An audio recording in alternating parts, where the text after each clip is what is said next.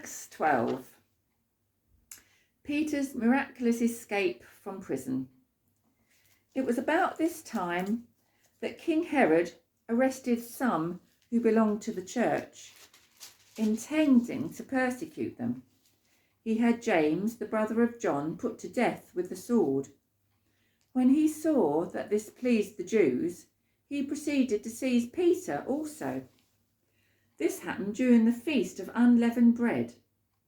After arresting him, he put him in prison, handing him over to be guarded by 4 squads of 4 soldiers each. Herod intended to bring him out for public trial after the Passover. So Peter was kept in prison, but the church was earnestly praying to God for him. The night before Herod was to bring him to trial, Peter was sleeping between 2 soldiers, bound with 2 chains, and the sentries stood guard at the entrance. Suddenly, an angel of the Lord appeared, and a light shone in the cell. He struck Peter on the side and woke him up. "Quick, get up," he said, and the chains fell off Peter's wrists. Then the angel said to him, "Put on your clothes and sandals," and Peter did so. "Wrap your cloak around you and follow me," the angel told him. Peter followed him out of the prison, but he had no idea that what the angel was doing was really happening. He thought he was seeing a vision.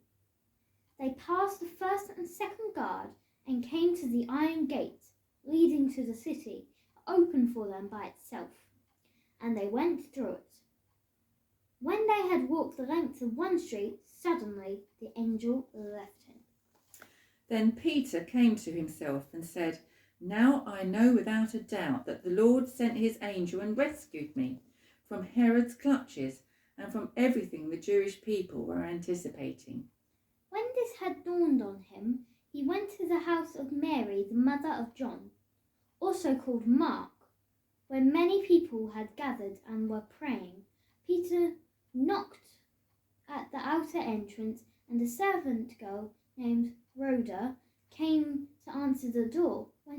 When she recognized Peter's voice, she was so overjoyed.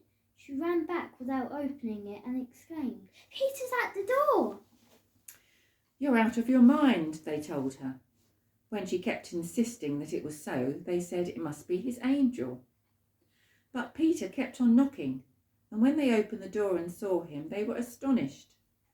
Peter motioned with his hand for them to be quiet and described how the Lord had brought him out of prison. "Tell James and the brothers about this," he said, and then he left for another place. In the morning, there was no small commotion among the soldiers as to what had become of Peter. After Herod had a thorough search made for him and did not find him, he cross-examined the guards and ordered that they be executed. Then Herod went to Judea, to Caesarea, and stayed there for a while. He had been quarrelling with the people of Tyre and Sidon. They now joined together and sought an audience with him.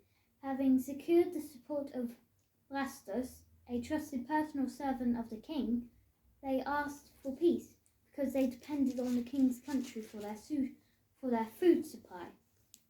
On the appointed day, Herod, wearing his royal robe, sat on his throne and delivered a public address to the people. They shouted, "This is the voice of God, not of a man." Immediately, because Herod did not give praise to God, an angel of the Lord struck him down, and he was eaten by worms and died. But the word of God continued to increase and spread. When Barnabas and Saul had finished their mission, they returned from Jerusalem, taking with them John, also called Mark.